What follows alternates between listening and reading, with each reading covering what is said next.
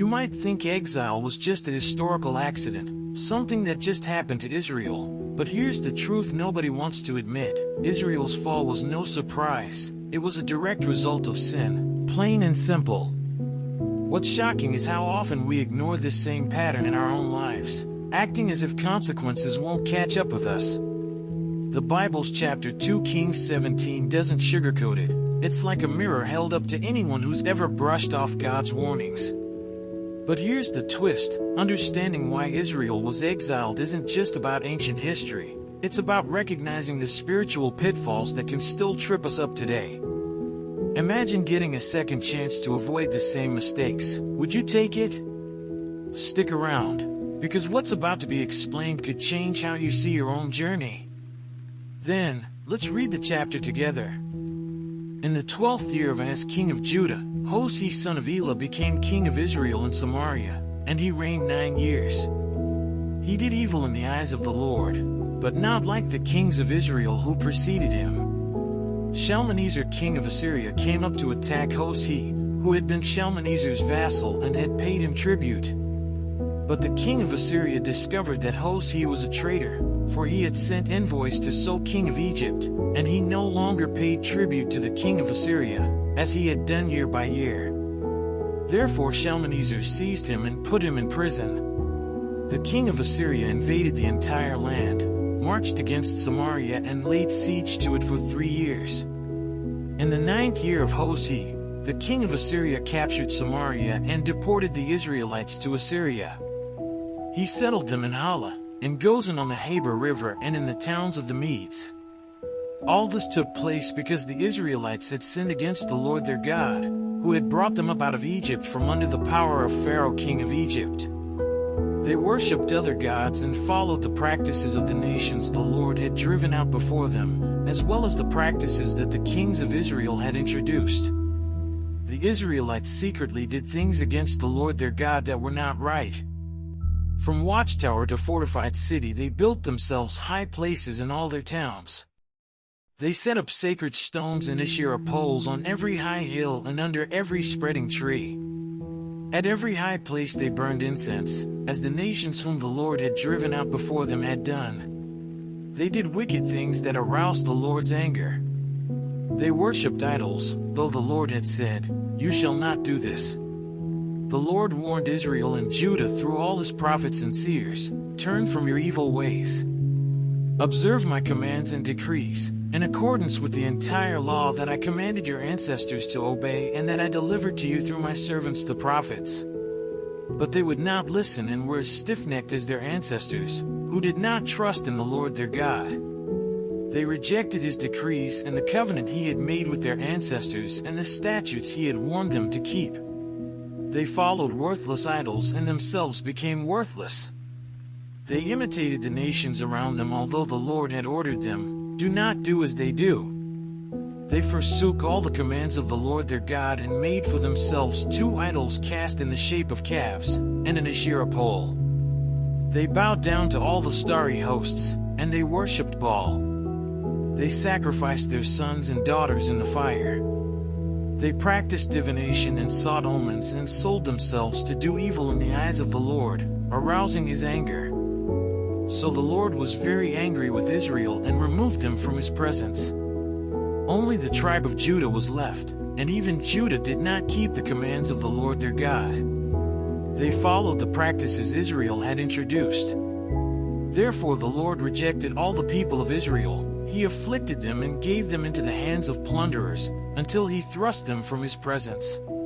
When he tore Israel away from the house of David, they made Jeroboam son of Nebat their king.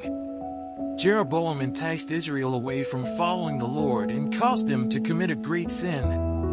The Israelites persisted in all the sins of Jeroboam and did not turn away from them until the Lord removed them from his presence, as he had warned through all his servants the prophets. So the people of Israel were taken from their homeland into exile in Assyria, and they are still there. The king of Assyria brought people from Babylon, Cutha, Ava, Hamath, and Sepharvaim and settled them in the towns of Samaria to replace the Israelites. They took over Samaria and lived in its towns. When they first lived there, They did not worship the Lord, so he sent lions among them and they killed some of the people.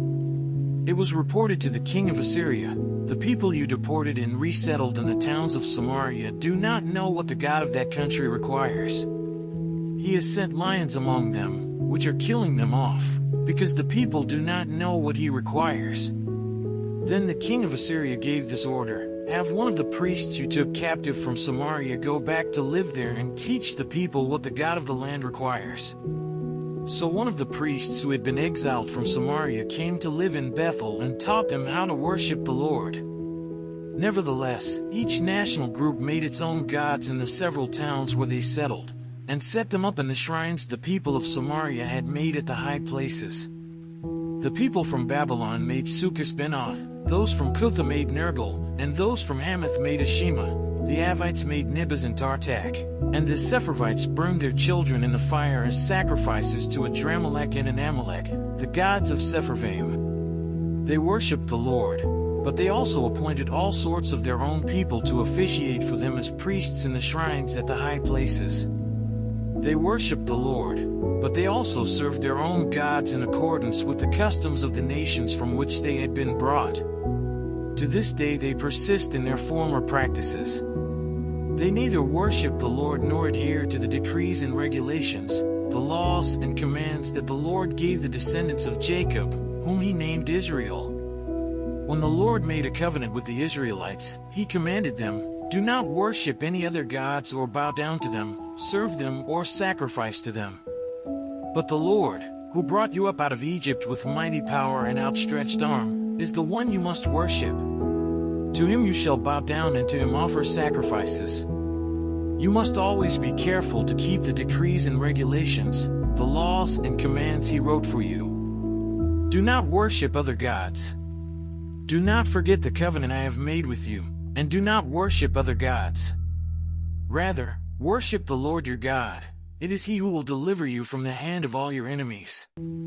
They would not listen, however, but persisted in their former practices.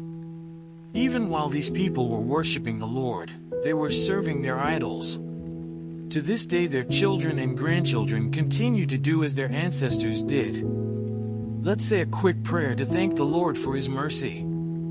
Hey God, thanks so much for opening our eyes through this study. We're really grateful for the wisdom you've poured out about Israel's story and what it means for us today. Please help us not just to know these things but to live them. Give us the courage to drop our idols and follow you more closely every single day. Remind us when we start slipping, and guide our hearts back to your truth. We trust you to keep working in us, friend to friend. Amen. Now that you've walked through the story of Israel's exile and the deep lessons hidden in 2 Kings 17, it's time to ask yourself, what idols am I still holding on to? What warnings have I brushed aside, thinking I'm safe? This isn't just history, it's a call to real, honest reflection and change.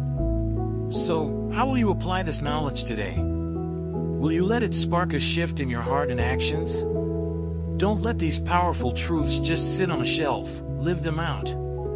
And hey, if this stirred something in you, why not subscribe and turn on notifications? There's so much more to explore, and I promise it'll keep challenging you to grow deeper, wiser, and stronger in your faith journey. Ready to keep learning together? And, as always, don't forget to check the last video and learn more about the scriptures.